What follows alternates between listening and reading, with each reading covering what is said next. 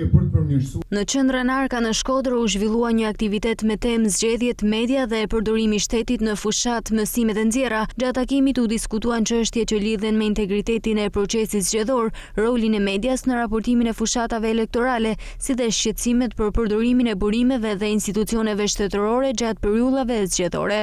Sigurisht që është një fat i keq që ne sa herë dalim nga një proces zgjedhor, sërish partitë politike dhe gjithë shoqëria hyn në diskutimin për reformën zgjedhore.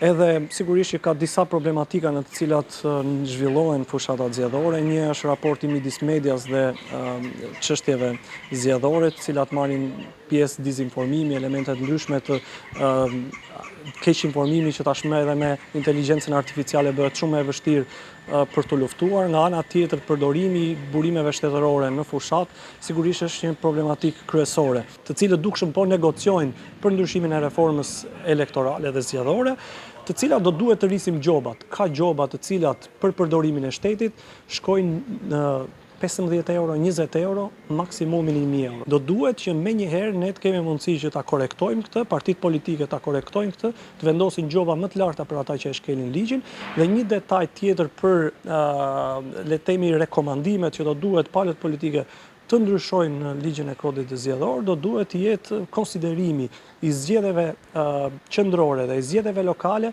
njësoj për sa i përket ndalesave që hyjnë në fuqi.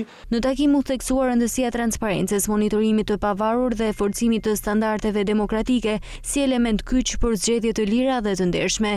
Aktiviteti u konsiderua një mundësi reflektimi mbi praktikat e deritanishme dhe nevojën për përmirësim të mëtejshëm në proceset zgjedhore në vend.